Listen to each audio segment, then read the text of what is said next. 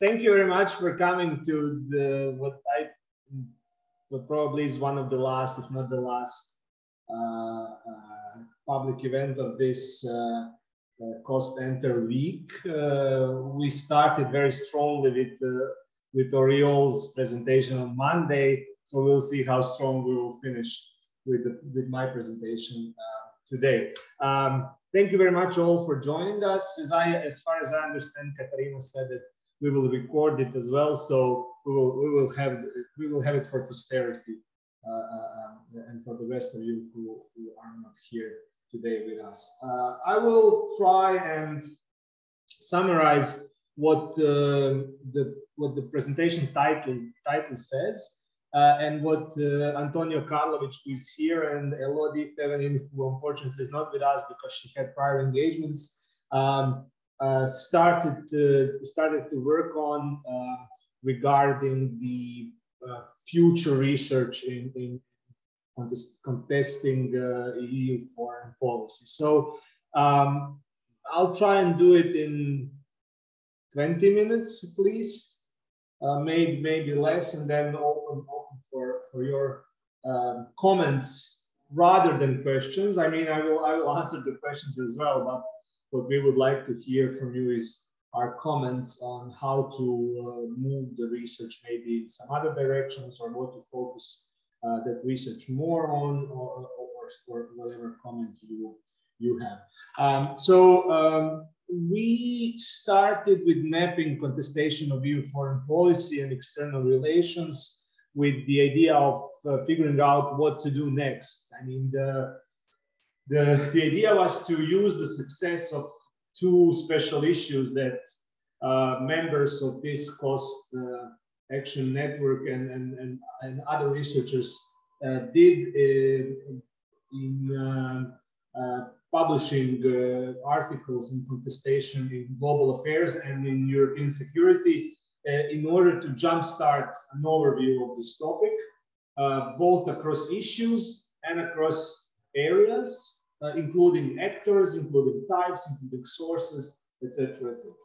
What we wanted to do in the end is to systematically gauge or measure the contestation in different issue areas, to try to do it over time, but also to do it over specific policy areas or arenas, etc.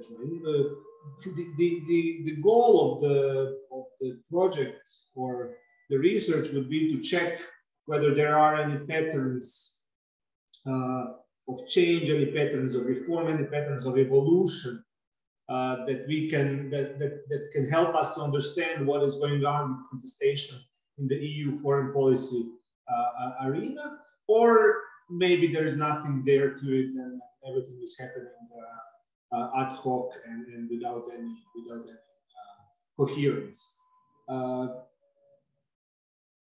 We so far have conceptualized and checked some specific cases, but as far as we understand and as far as we gauge the literature, there is no systematic attempt to map any patterns of change in contestation of EU foreign policy. So this is our basic premise that we started from in continuing this research that Cost Action Network is doing. The ultimate goal is to publish an edited volume that will both have our introductory chapter on where what the situation with literature is currently and what to do, and the chapters explaining what needs to be done and what needs to be mapped further on. So some of the potential areas that needs to be covered that we mentioned in our meeting this spring were policy areas such as security, crisis management, human rights, climate, energy, migration, refugee issues, maybe neighborhood policy, enlargement policy for sure, etc., etc. We also were thinking about should there be focus on concrete countries, on concrete regions, so maybe should we focus on Western Balkans, should we focus on Eastern Partnership, should we focus on Middle East and North Africa, etc. And maybe should there be a focus on relations with specific actors, either be that governments, nation states, political party families, specific institutions, both internal like European Council or external like the United Nations. As you will see when I start explaining what we did in our research, there already are some research done in this specific elements and cases, areas and cases, but many of those need to be updated. Many of those need further elaboration. So we are optimistic, or we are positive that there should be some more focus on these elements. Some questions that we thought would be relevant to ask ourselves when starting to do this research is what actually can be mapped, right? What contested areas can be mapped? Is there something that cannot be done? And if there are those examples, what are they and why can't they be mapped in a way that would be satisfactory? Also an interesting question for us would be, who is doing the contestation? What is the source of contestation? What types of contestation occur, etc., etc.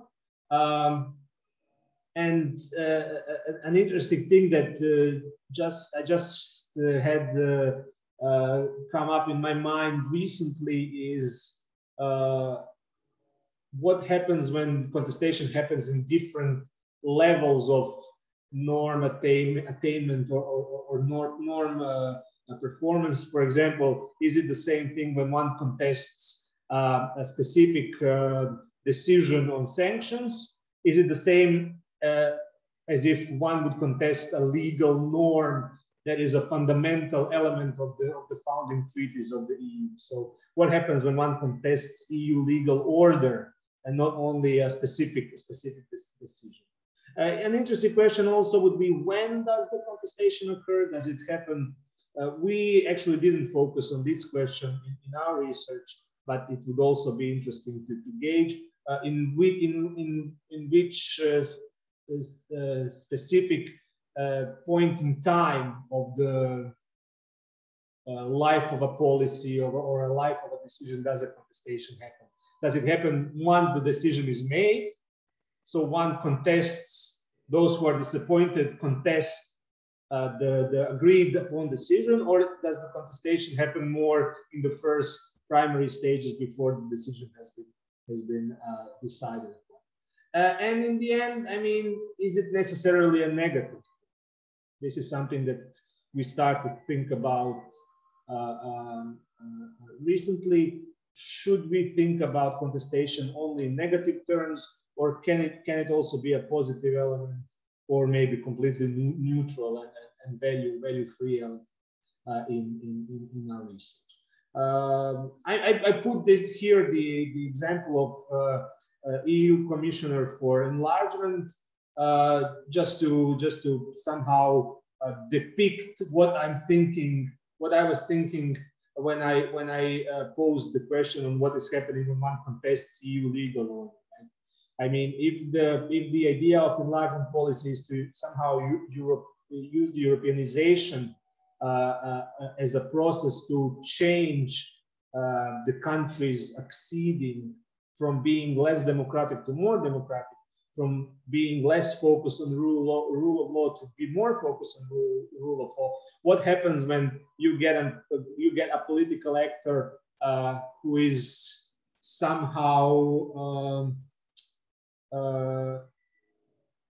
lessening the focus on the rule of law, lessening the focus on fundamental rights, lessening the focus on values of the European Union in the process, and maybe turning that process in more realpolitik kind of way. So we can, I mean, talk about it later on.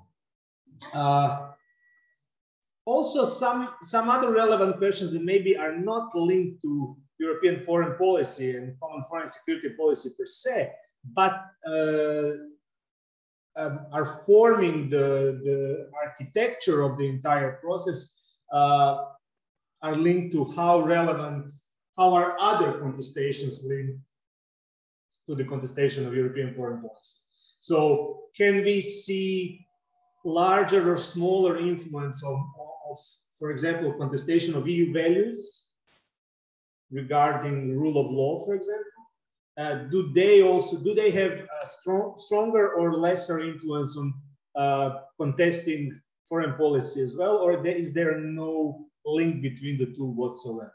Not only contestation of EU levels, but contestation of values, but contestation of EU norms, for example, Eurozone rules, disobeying court judgments, etc., etc.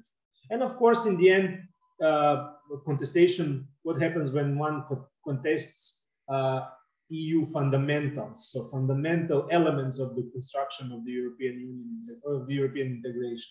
For example, regarding this yesterday's Polish Constitutional Tribunal decision that Polish constitution is above European Union laws and that European Union laws cannot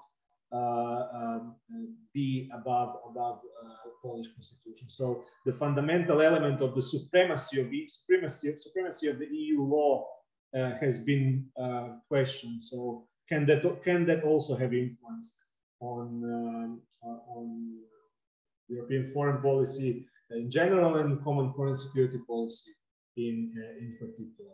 What have we done so far? This was just so the laying the foundations of our research. Myself, Elodie, and Antonio, as co-authors of this paper, this chapter, this introductory overview, started on doing systematic literature review of extant scholarship with the aim to map the current state of knowledge in order to either or both gain insight in possible patterns, as I said, but also to detect some blind spots, some empty fields where both original research is needed or a newer look into a topic should be done because last time one looked at that topic was quite a long time ago. So in our research, what have we done? We focused on 7 or 8 elements that we then put all the papers that we focused on through. So these elements are what policy area is covered in the paper, what theoretical framework is used in the paper as stated by the authors. So whatever author stated, even if we do not agree that that's the correct theoretical framework, we just wanted to see what theoretical framework they used.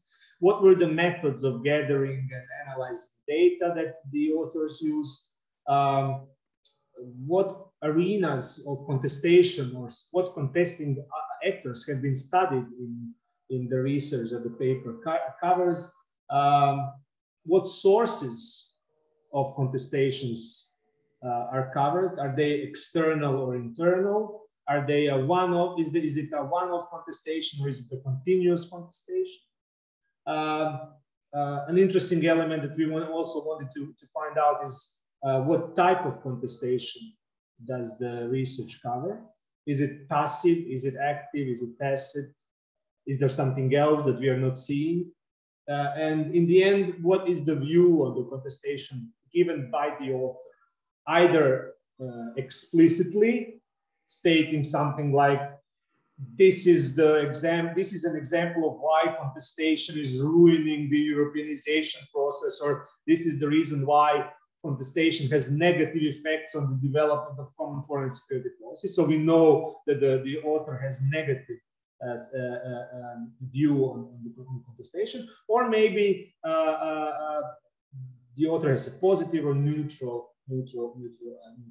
So regarding each and every, I mean, we are still not done with the research, far from it. As you all know, the literature, and especially our doctoral students, PhD students who are working on their thesis know the research is quite rich in this area. So we have still a long way to go, but from what we did, we can I think extrapolate some at least preliminary ideas of what is going on. So first focusing or first looking at policy areas covered, we can see or we can detect that wide variety of topics, wide variety of areas, policy fields, and special issues have been covered already, especially in the last couple of years, but also further in history as well. I mean, some of them include, when we focus on EU policies, they include focus on enlargement policy, neighborhood policy, trade policy, on climate policy. If we focus on specific either European or global issues, we can see that the authors have done research on peace building, on International Criminal Court, on transparency, on nuclear non-proliferation or non-proliferation of weapons of mass destruction, on migration, on terrorism, etc. And of course, if we focus on specific regions or specific countries, we can also see that authors had wide variety of interests, focusing on the Western Balkans, focusing on Ukraine, Syria, Middle East and North Africa, Latin America, etc., the Arctic region, etc., etc. So I'll go through each of these elements, and then in the concluding remarks, I'll try and give our first preliminary impression of what's going on with the state of the field. Regarding the theoretical framework or frameworks used, we see, unlike the first element, we see a homogeneity in researchers' focus. So, so far, predominantly, there is no theoretical framework used is norm contestation, either in general terms, or focus on specific norm and contestation of a specific norm, or the theoretical framework of politicization and or contestation, depending how they see it. Some researchers see politicization and contestation synonyms. Some try to delineate between the two. So that's also interesting. It would be interesting to see how this focus on theoretical frameworks change over time. We still do not have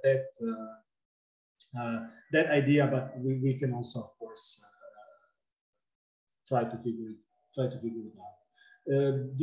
Regarding the methods used, it's of course usually comparative analysis. It's either case study or small n comparisons, so small number of cases that are either similar in all elements except one, or most different cases, which means that of course they have one thing in common and everything else is different. So we are trying to figure out why do they have.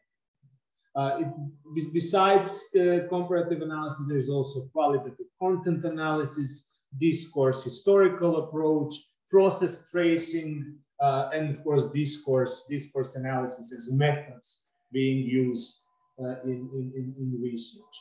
Research focus on is either on analyzing official documents, so primary and sometimes secondary literature or documentation, those being official documents, declarations, resolutions, laws, reports, minutes, etc.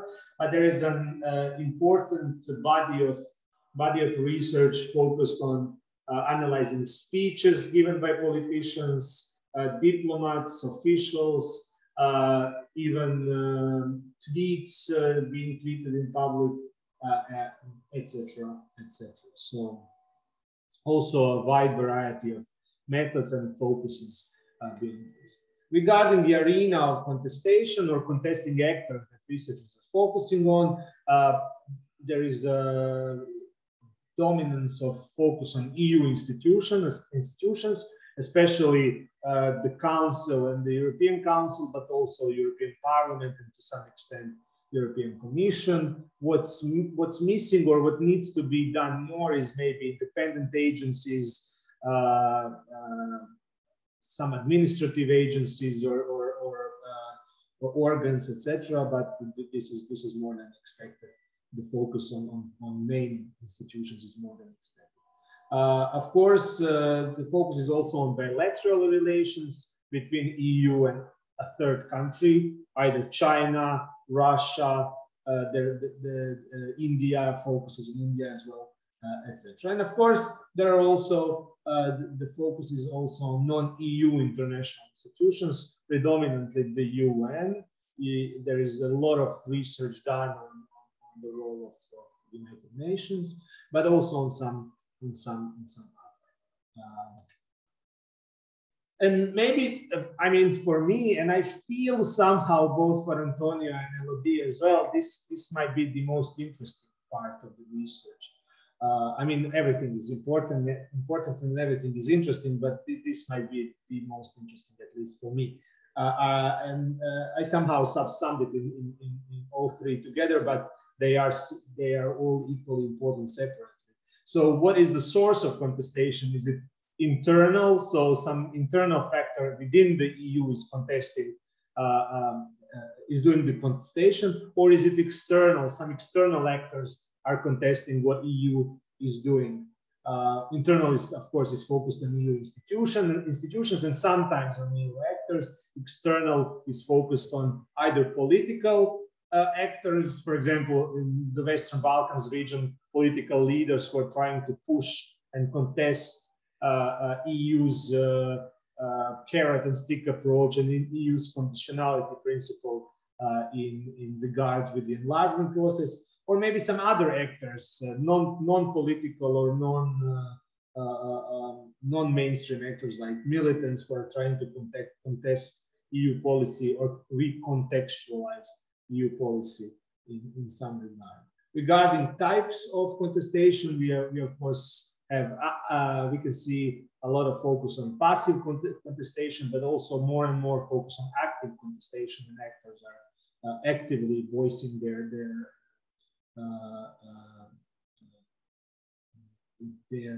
negative elements, their negative views on a policy area. And of course, what usually gets omitted or overseen is this tacit contestation, when one does nothing. And regarding the view of contestation, the view of contestation so far is predominantly negative. The climate within the research community can be felt as if they see contestation as in negative terms, as if it's something that is going to, if not destroy the European integration process, at least slow it down considerably. However, there are some positive, some mixed, and some neutral elements. And so this is some tentative concluding remarks that we are confident of giving as of now. They will probably change as we finish the research and the process of the project. Is that the concluding remarks are as follows. There is a wide variety of policy areas and issues covered. Issues and topics linked to EU level mostly, but there are some topics linked to global level, for example, non-proliferation or international criminal court. There is more or less uniformity in self-reported theoretical frameworks used. There is a wide variety of methods used. However, most are qualitative in nature, which is also interesting, especially when I think back to Antonio's and my paper, where we confidently started with stating that it is based on quantitative methodology and that there is almost nothing qualitative in it. And then through revisions and resubmissions of paper and reading the reviews of the referees, we figured out that maybe we should scale back the ambition of being strongly anti-qualitative and actually figure out qualitative methodology is not only acceptable, but maybe in this case preferred. And literature reviews so far some supports that notion. Focus is mostly on primary literature or primary documents, on resolutions, on laws, on decisions, but also on discourse and on speech analysis, etc. Regarding the arena of contestation, EU institutions are mostly the focus of research, but there are also other arenas involved. Contestation is both external and internal. More focus is on internal so far, but this element shows that the contesting comes from all over, both inside and outside of the EU. Our view on contestation is predominantly negative, and I think we need to figure out why is it so, and what does it tell us about our research focus and how we as research communities see contestation as occurring or as happening. And I think we still have no possibility to conclude what type of contestation dominates. It seems for now that it is active contestation, but we still have to figure it out what's happening with both passive and passive. So that's our research, and I'll conclude with this last slide, asking what's next, right? So I mean, if this is the only thing that happens, we are happy, but we would be even more happier if the edited volume that we were planning actually happens, and that not only our research is done, but that our research is only a stepping stone for filling in those gaps and refreshing those research that has already been done. So this is my idea of steps, of next steps. First one is to gauge interest for specific issues, especially those where there is scarce or outdated research. I would be talking to those of us who were interested in doing the edited volume, as well as other members of Post Action, and those of you and those who you think should also be included and are not now. By the end of this year, we would then approach the publisher for an edited volume also this year. And then once we agree who will write what and how many chapters we have, etc. I was thinking that's why there's this photo of Dubrovnik on the left. It's my subliminal way. It's my way of subliminally showing you that you all want to come to the Croatian Post for somewhere in the mid 2022 for a workshop, working group workshop, or a round table where we would discuss in depth the specific chapters and see where to go and how to proceed next. Also think about it. We would then finish the manuscript by the end of the year and publish it sometimes at the end of 2023. I mean, the idea of the chapter is to show us where to go next, but we cannot go anywhere if other people are not involved in it, and if other people are not engaging with what we have done. So we can start engaging now. I did spend a bit more than 20 minutes, if I'm correct. You can start the interaction now by of course having your comments. But if there are none, or if there are no questions, then we can of course do it in some other ways. Thank you very much once more for joining us and joining me here, and thanks for inviting me to be in this public event, and I'm looking forward to hearing from you. Thanks. Thanks, Dario, and thanks for the effort of doing such a wonderful edited volume. That would be very good, having that as one of the outcomes of the cost interaction. Thanks a lot. What I didn't understand, maybe I didn't listen carefully enough. You said you have already your authors.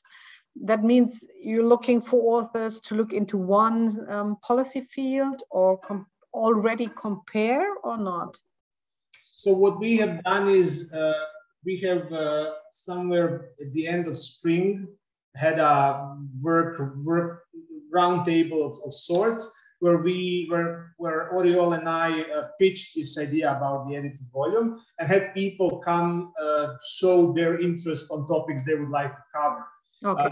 Unfortunately, then I got COVID and I was very... yeah, I know. We are happy you're here, yeah, and look so good, I have to say.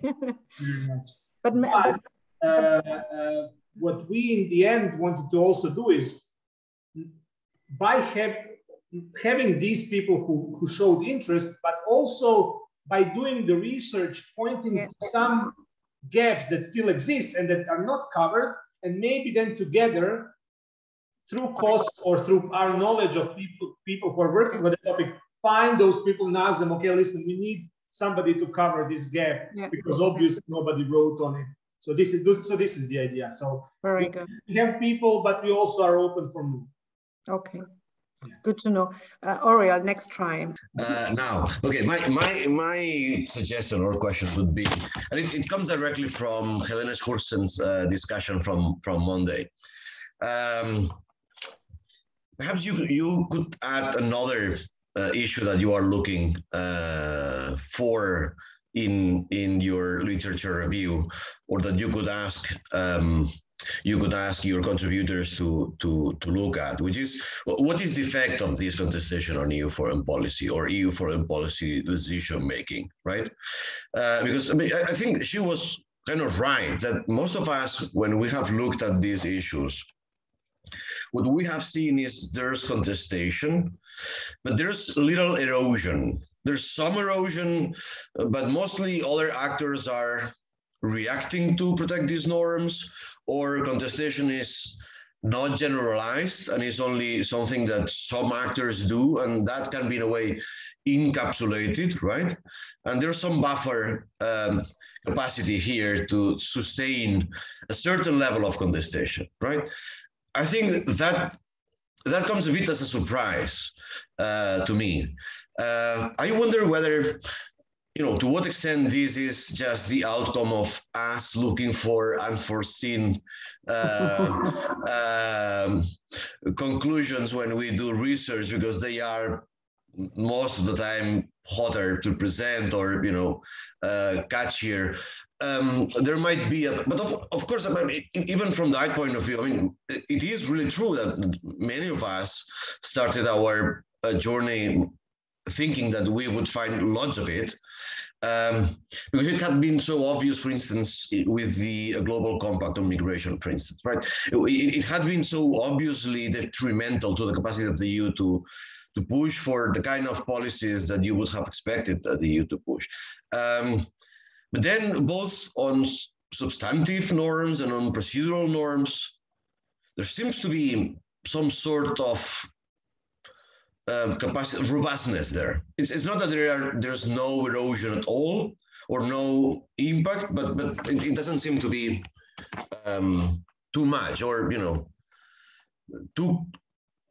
it doesn't seem to have too much of a crippling effect on the EU, right? So perhaps you could add that in your when you check what kind of whether it's active, tacit, or passive, or whether it's internal or external, and so on, to check what kind of assessment these articles come up with, if any, right?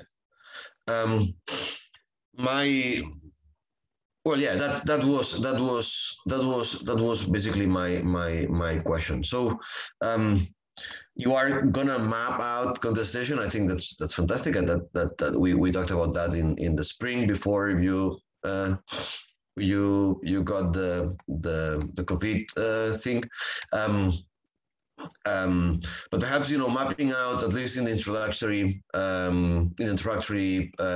chapter, what the broad consensus, if there is any, is in the literature about the effects of that on EU foreign policy making capacities? I think that would be great. Thank you. Okay, cool. Sorry, Michelle. No, I just have a smaller one, because in the beginning you named climate and energy, and then in the end it was only climate. So the energy got lost meanwhile. And the question was that on purpose, or because I think in energy there might be also some studies which might be worthwhile looking at or searching somebody.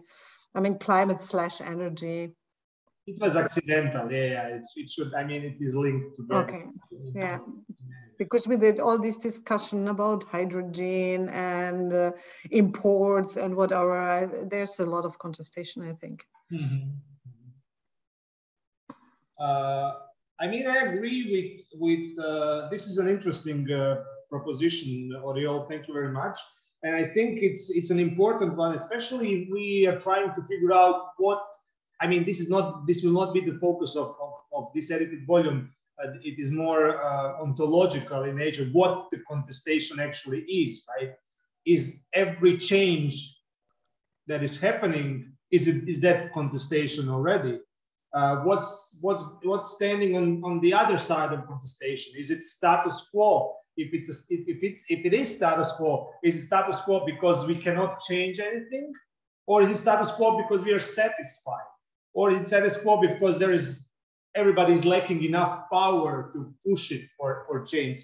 So I mean, this is an interesting thing, and I think Antonio, Elodie, and I will talk about it. And of course, there is no reason why we shouldn't put it in, because I mean, it is also interesting to think in alternatives. What is the opposite of contestation, and what would happen in a certain policy area if it isn't contested, right? Would the situation be better? Would the situation be worse if the contestation does not occur? And I think in many cases now, at least superficially, we are thinking that everything would be better because we are viewing contestation in negative terms. But if we broaden our focus on what contestation actually is, maybe we could see that this is the way to not only change a policy for better or for worse, but also to give different elements of different types of power to actors who maybe had not had that power before, or maybe that we had no idea that they could be used in such a way as they were used. So absolutely, I mean, the effect of the contestation on decision-making process, the effect of contestation on the assessment on what it does to European foreign policy and common foreign security policy is an interesting and important one, and we will absolutely. I think it's not too late to add it. And then, of course, in the end, we would like to give an overview of what a broad consent in literature is on the influence of contestation. And I think we will be able to do it at least in some elements, maybe not all, but in some. Especially maybe not that much in the introductory chapter, but in the concluding one, when we take into account everything that the other people will write in their chapters, and when we know what's happening with the contestation in 2022, right? At the current level, at the current time frame, then we will probably have the possibility to do it. Absolutely. Do you have already an idea which publishing house to approach? What we were talking about Palgrave, but I was thinking Palgrave and then Springer. Maybe I'm not. I mean, I think Springer is a very good publishing house. I don't know how other how non-continental European view of it is, but so I was thinking maybe trying with Palgrave and then going to Springer and then trying the rest of them if we are not successful. But I would be. Yeah. Springer bought Palgrave a couple of years ago, right? Or 1 year ago? It's the same. It's the same now. So you were right on both accounts, and they have. I think they have serious on international norms, I think. So that might be that would be my pitch, right? Yeah, to go that. Also, I mean, we will not ignore the others as well, but I think because of the series, Palgrave would be the most logical way forward.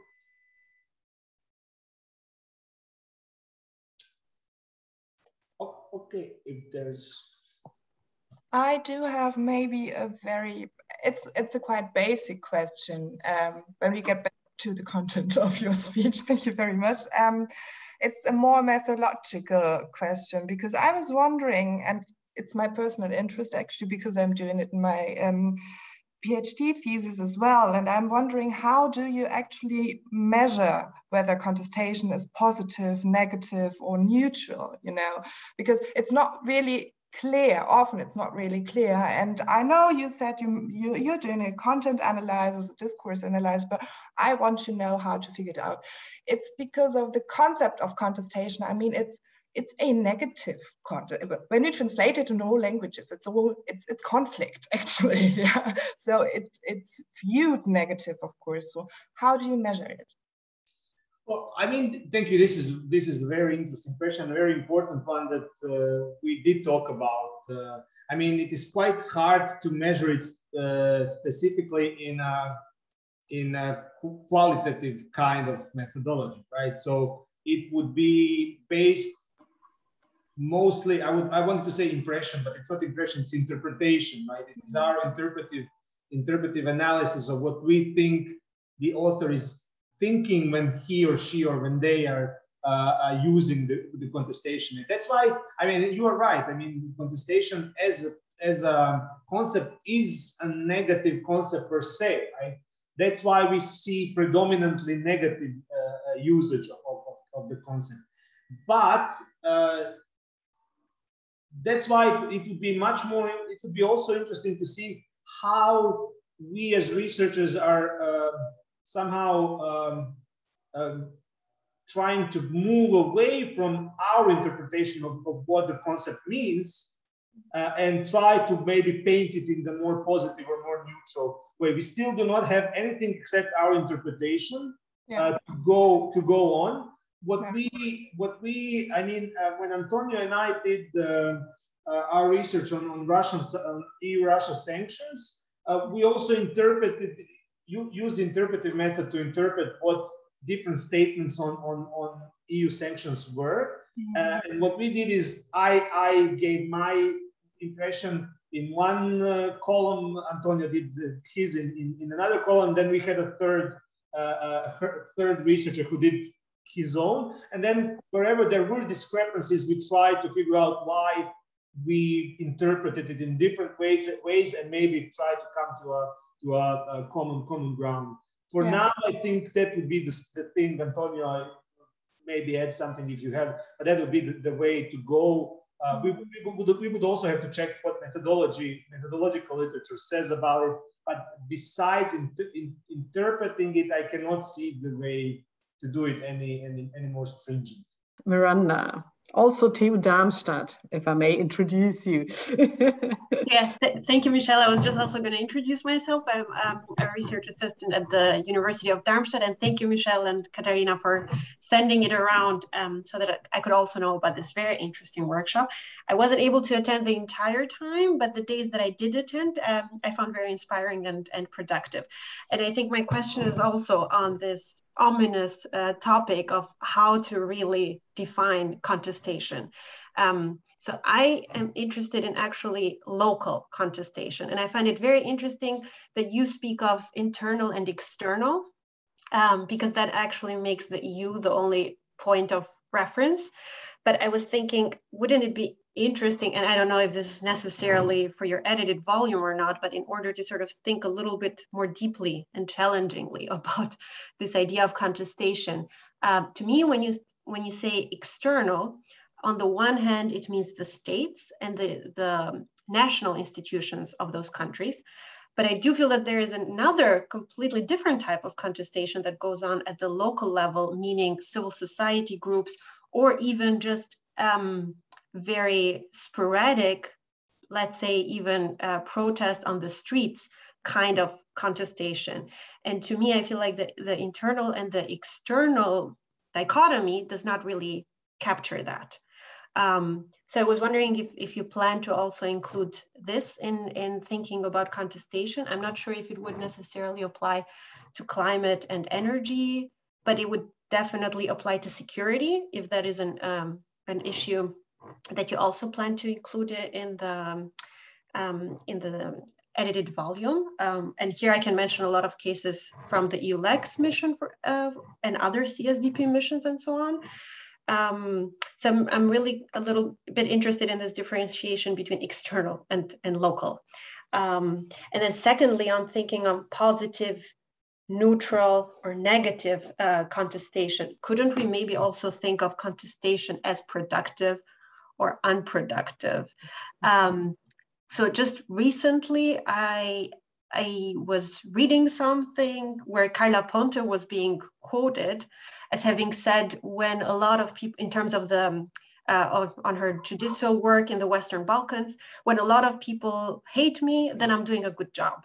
So basically saying, when there is a lot of contestation, then I'm doing a good job. Now you could take this to mean two very different things. You could take this to mean, well, that is a kind of productive contestation, or the EU perspective on it is a productive contestation, because that means that she's sort of challenging the forces at B in the local countries. Or you could take it to mean, okay, then there is not really any interest in the local perspective.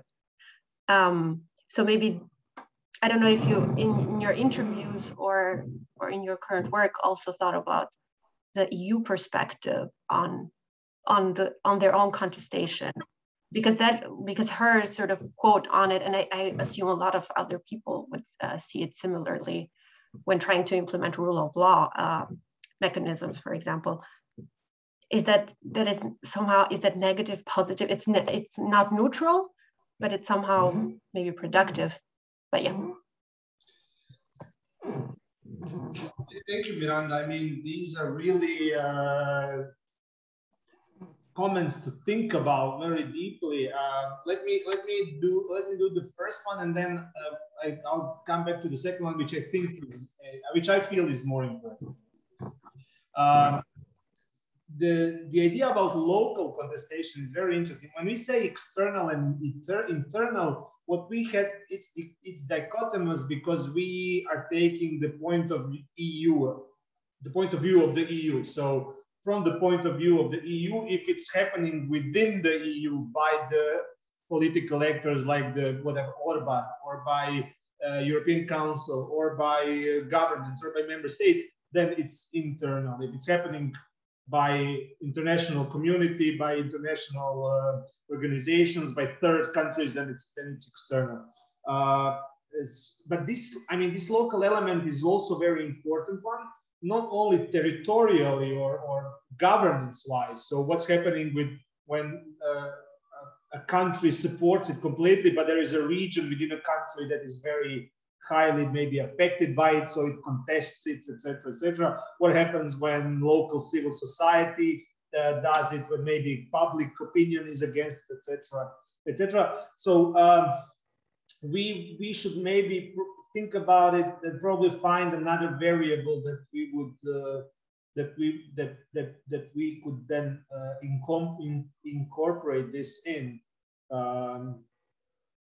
That is it source? Is it type? Is it something completely different? Antonio, and then I'll come back to the second. Yeah, if I may just jump in, I think that your comment or question is very good, because it challenges very old, perhaps a misconception about contestation of EU foreign policy. That is that in the citizen arena or at the lower levels, the EU foreign policy isn't really contested, because foreign policy as such is secluded from the public view. And that is something that most of the researchers take for granted, or they don't find active contestation, so they don't really measure politicization or contestation on local level.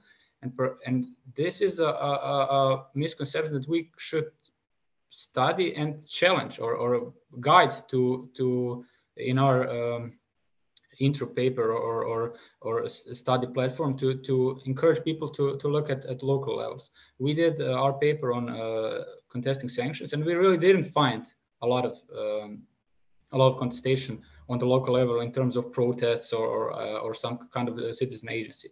But maybe in other policy areas there is something, but it's overlooked because in starting the research, the researchers don't really feel that they will find something, so they don't go into it. So yeah, I agree. I think that this is something that we at least should mention as a blind spot. Miranda, Diego is writing something to you also. But maybe migration climate might be policy fields where you find it at the local level. But I mean, the costs enter is named enter because it's EU foreign policy facing new realities. So it's a little bit EU and inside and outside. So we are not looking so much, but you're completely right.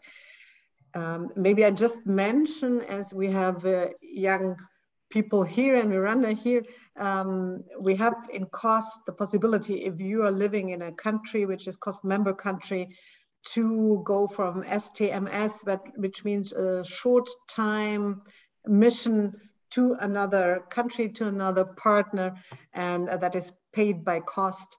And you don't have to you don't have to have a kind of membership as long as you live in one of our countries. And we have all, just not Luxembourg.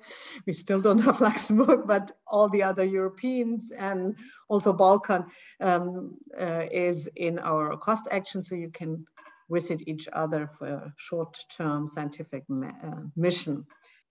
So Dario, are you satisfied yet with comments and our talk? Because I think our time is exactly over.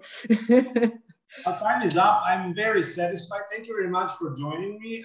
Miranda, I know I owe you one other answer. I'll email you about it and we can talk about it later, but it is 2 p.m. So thanks very much. I mean, this was very fruitful for me. Antonio, I think, is also satisfied, and Elodie, we will tell her what happened, and then we will continue working on it. And of course, if you're still not part of it, of the edited volume, and you want to be, and you have interest in it, absolutely just contact either one of the three of us, and we will gladly have you. Thanks. This was, I mean, I have to say I was quite stressed this morning when I woke up. I don't know why. It's just the pre-conference, pre-public event jitters, but this was very helpful and very interesting. Thanks a lot. And Ariel, you're still there. We were talking before you were coming in. We were talking with Dario to have the MC meeting together with their workshop in Dubrovnik. Maybe, don't you think that would be a good idea?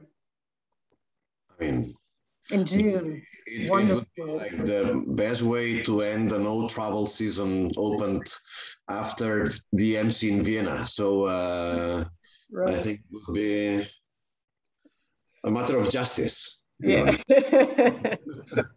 Okay. So because I said already, that's a super idea. We can talk about it, Michelle, what officially we have to do, etc. Yes, we will guide you on, don't worry. Cool. We are on your side, at your side. Okay, thanks a lot for that fruitful discussion, and thanks a lot, Dario, for having the last one in that full week, and was wonderful. Thank you very much. Thank you. Thanks to everybody being here, and have a nice weekend. Same. Bye-bye.